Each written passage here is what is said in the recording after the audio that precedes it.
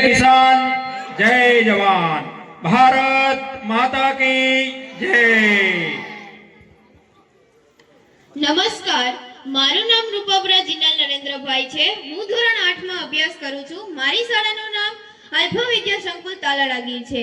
હું એક ગીરની દીકરી તરીકે તમને વેદના કરું છું, તે તો શાંતિથી સાંભળો। આપણે બધાએ સુખ અને સમૃદ્ધ બનવા માટે માના ચરણોમાં આરાધના કરવી પડે છે। આપણા વિસ્તારમાં ઇકોઝન નામનો રાક્ષસ આવી રહ્યો છે। ઇકોઝન નામના રાક્ષસને હટાવવા માટે આપણે માને પ્રાર્થના કરીશું તો માં તો આપણને ઇકોઝન નામના રાક્ષસને ભગાવી દેશે। પણ આપણે બધાએ પણ આંદોલન કરી, આલેખ પત્ર લખી અને ભૂખ્યા રાખી અને ઇકોઝન નામના રાક્ષસને હટાવવો પડશે।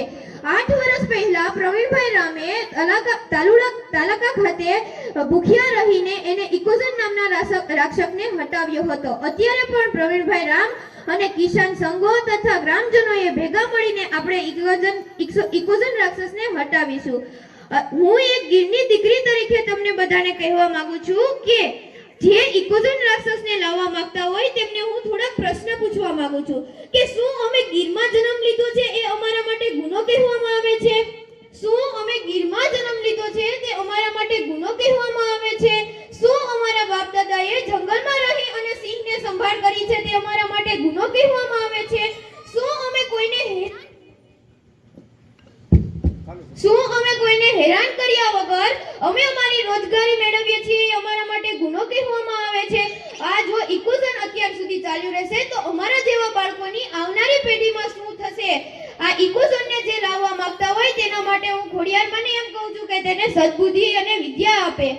હું એક ગીરની દીકરી તરીકે તમને આમંત્રણ આપું છું કે અમારા ગીરમાં એક દિવસ તમે જો રોકાઈને જોજો તો તમને ખબર પડશે કે અમે લોકો અમારો કેટલો સંઘર્ષ કરીએ છીએ। ભલે એ લોકો એસીમાં રહેતા હોય એને કાંઈ જ ખબર નથી, પણ અમારા મા બાપ ખેતી કરી અને એક અનાજનો દાણો પેદા કરે છે। ભલે એ એસીમાંથી બહાર ન નીકળે પણ અમારા જેવા ગીરના લોકોને શાંતિથી જીવવા દે એવી મારી નમ્ર વિનંતી। હું એક ગીરની તરીકે આ વિનંતી કરું છું। આભાર।